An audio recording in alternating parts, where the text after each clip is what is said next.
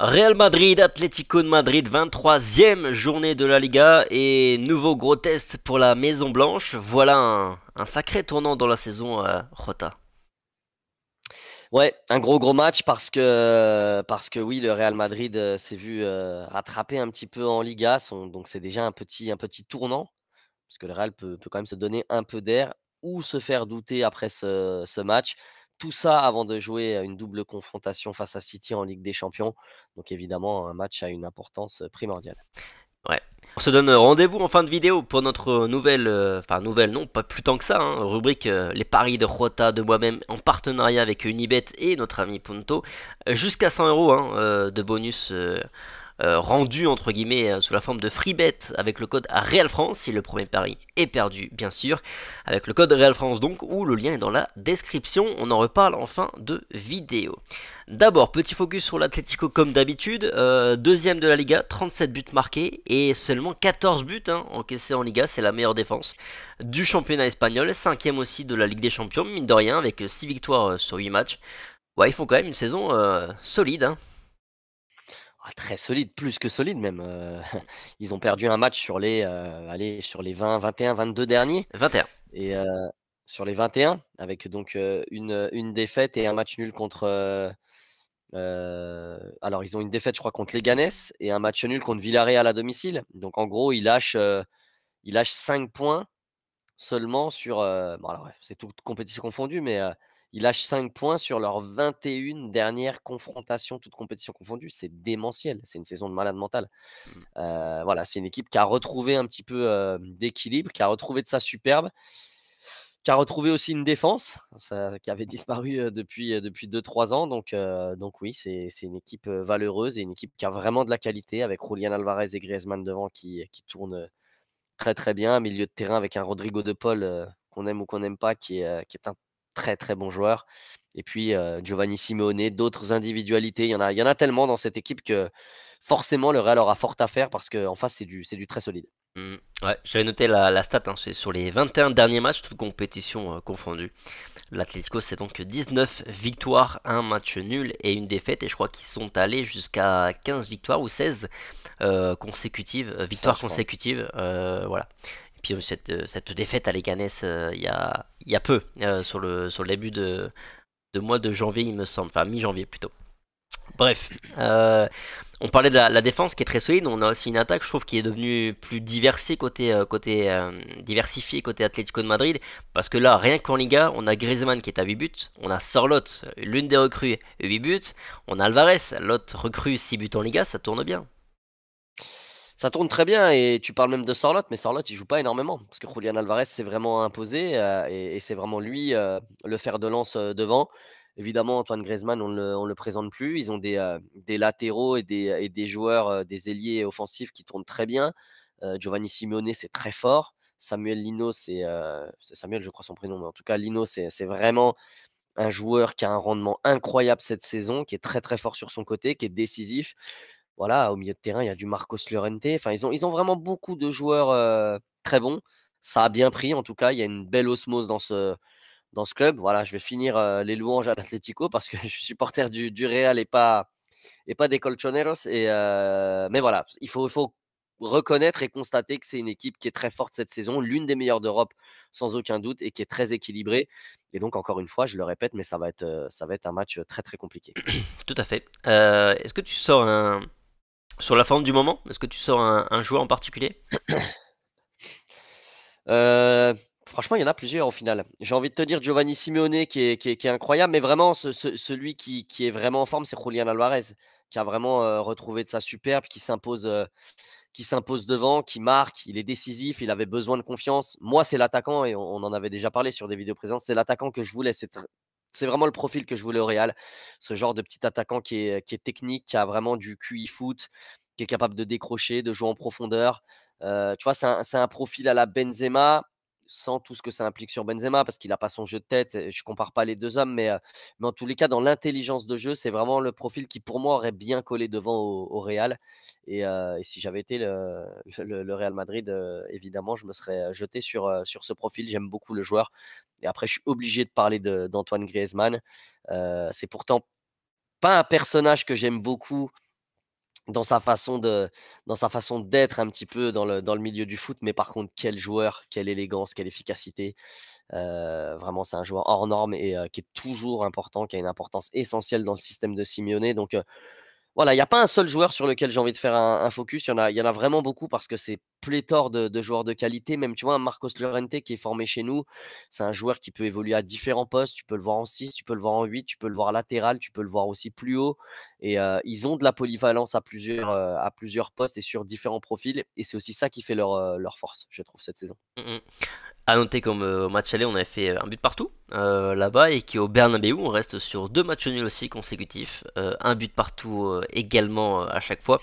Il y a eu deux victoires entre deux, mais à chaque fois c'était en coupe. Enfin, même l'une d'entre elles c'est Super Coupe, donc c'est en Arabie Saoudite, c'est pas à domicile.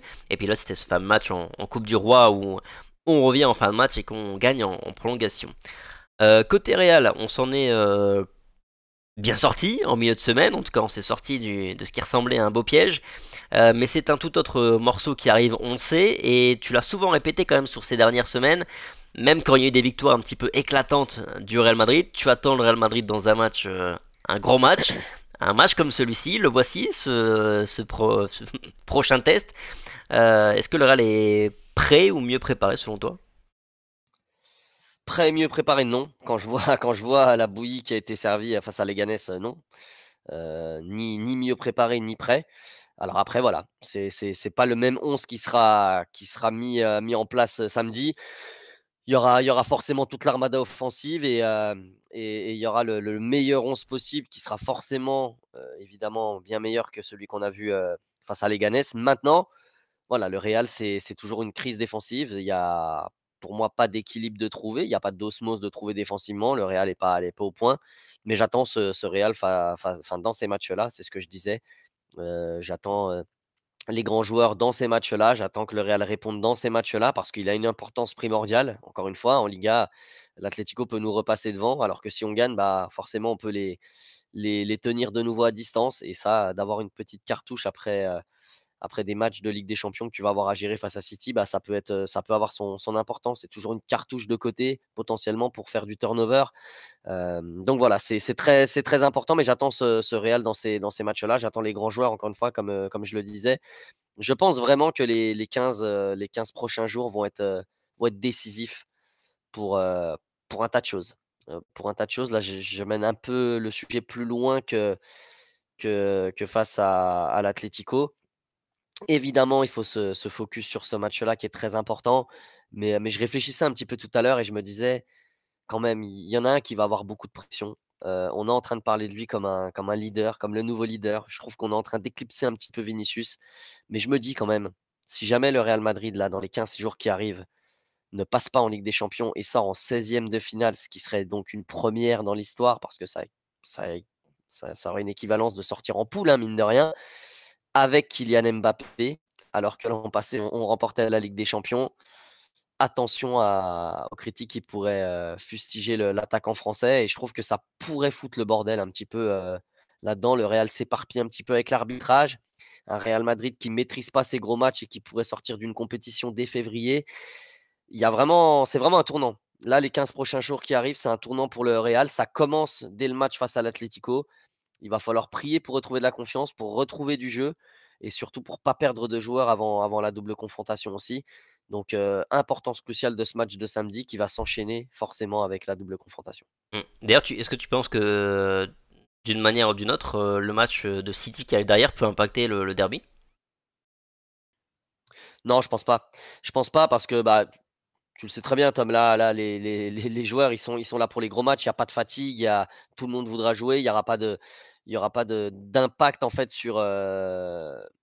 je pense pas qu'il y aura d'impact. Même si tu vois, même si on prend 3-0 par exemple contre l'Atlético, le Real Madrid, il se mettra en mode Ligue des Champions face à City. Après, est-ce qu'il aura les armes vraiment pour rivaliser? Ça, j'en sais rien parce qu'aujourd'hui, on a beaucoup trop d'interrogations, c'est beaucoup trop flou. Mais je pense que ça sera deux compétitions indépendantes. Le Real en perdant contre l'Atlético, évidemment, je le souhaite pas et j'ai pas envie d'être pessimiste, mais la saison, elle sera pas finie.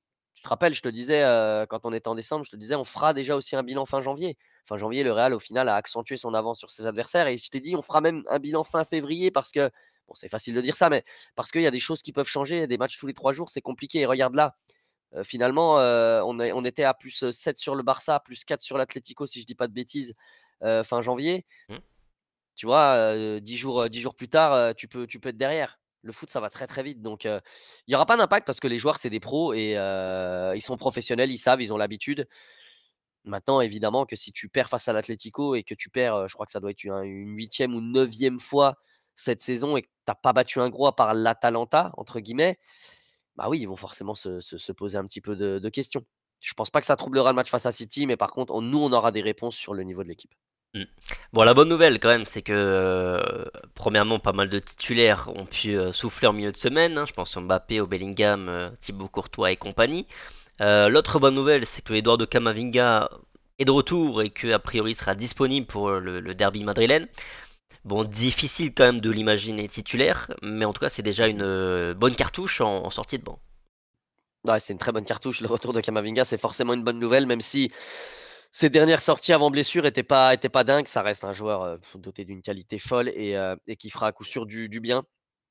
Évidemment, je suis comme toi, je l'imagine pas titulaire. Je trouve que c'est trop tôt et sa blessure, elle était quand même assez conséquente. C'est une blessure musculaire qui est assez conséquente. Et donc, même le revoir là dans le groupe face à l'Atlético, je m'y attendais pas forcément trop.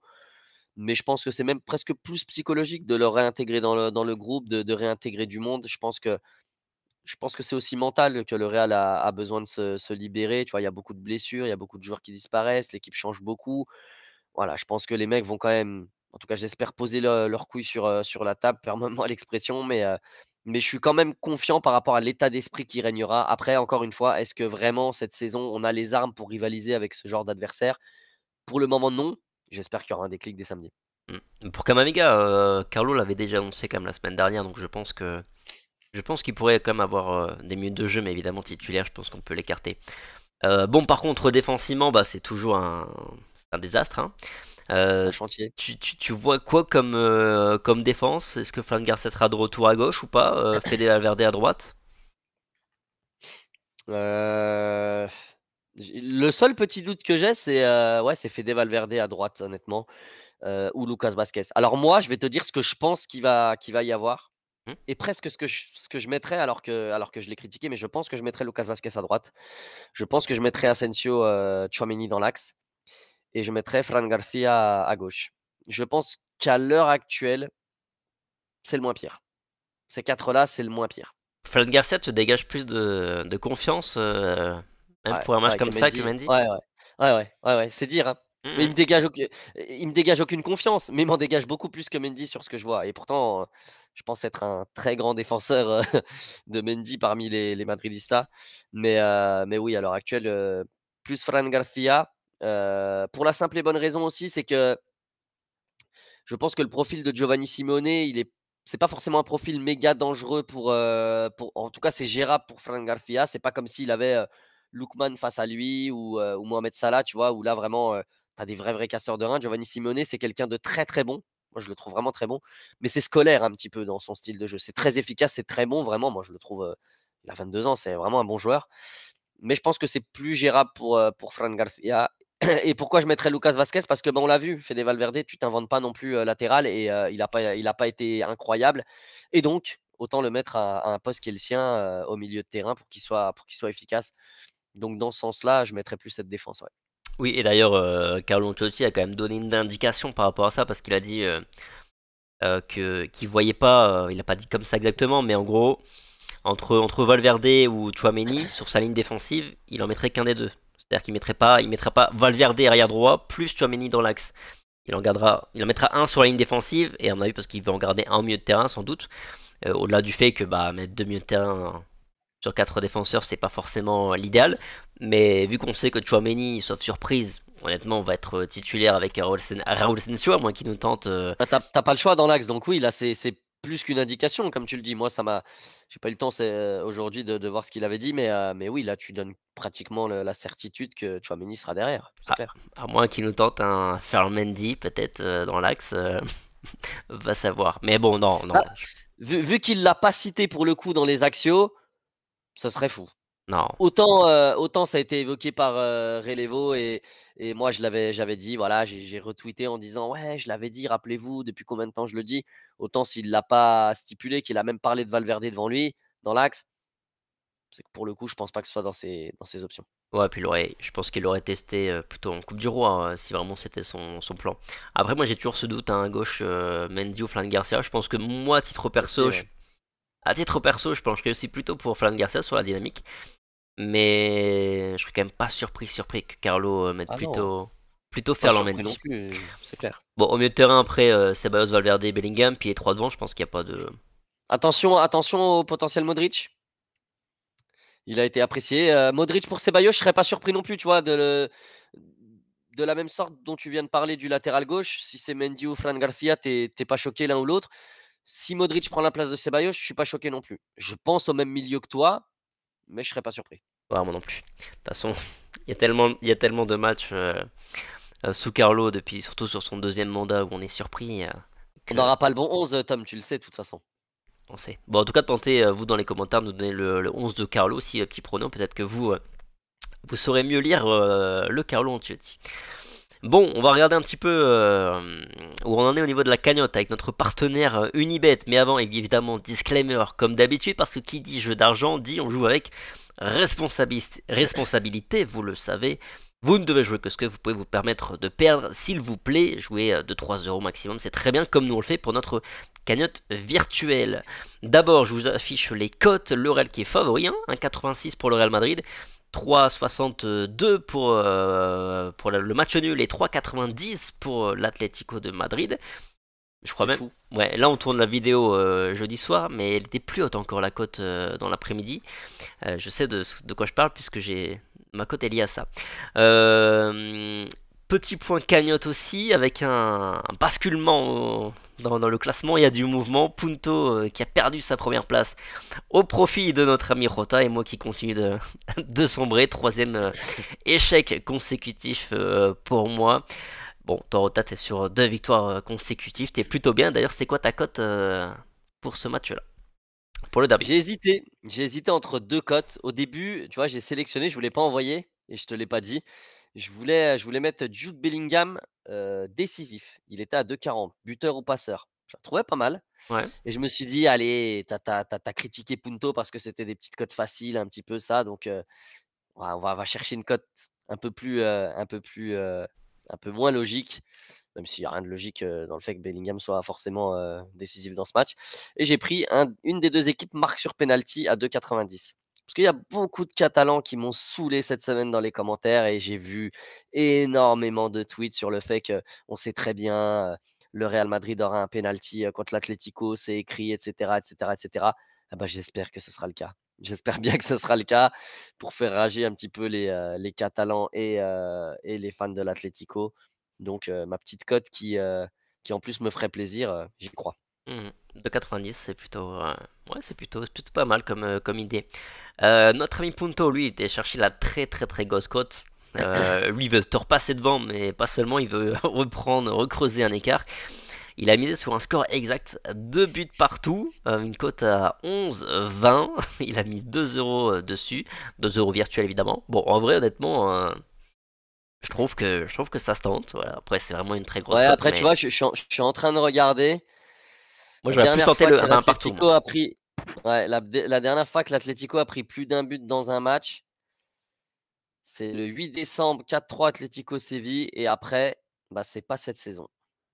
Donc, ça arrive quand même très rarement. Même si, évidemment, j'espère qu'on va péter la stat. C'est quand même très rare qu'ils encaissent de buts. Ouais. Ah, moi, à choisir, j'aurais peut-être joué plutôt le 1 partout, si vraiment que j'aurais misé sur un score exact du genre, parce que je l'ai dit, hein, sur les 3 derniers, enfin, là au match aller et aussi sur les 2 derniers matchs en Liga au Bernabéu, ça a fait un partout. De mon côté, je suis parti sur, oui, oui, je joue contre le Une Real, honte, je joue une contre le honte, Real un Madrid. traître. Je joue double chance, match nul ou victoire de l'Atlético de Madrid à 1,80, une cote plutôt sympa. Il est temps de mettre à profit quand même mon karma et mes qualités de mauvais parieur. Je pense que C'est le moment. celui-là, si je le perds, tu vois, je serai content. Je vais pas rager contrairement aux autres. J'espère que tu seras content, ça veut dire qu'on gagne le match. J'espère bien. Évidemment, évidemment. Bon, merci Rota, merci à tous d'avoir écouté Merci cette bien. vidéo, regardé cette vidéo jusqu'au bout. Passez évidemment une bonne soirée, bonne nuit, c'est le moment où vous regardez la vidéo. Nous on tourne un peu tardif aujourd'hui exceptionnellement. On se retrouve évidemment demain pour la conférence de presse de Carlo Ancelotti et tout ça ce vendredi. Et puis évidemment ce samedi, il y aura aussi revue de presse plus le débrief. Un débrief qui s'annonce bouillant depuis le Bernabeu pour moi. Bref, sur ce, passez une bonne nuit, prenez soin de vous, on se dit à très vite sur la France, ciao. Ciao.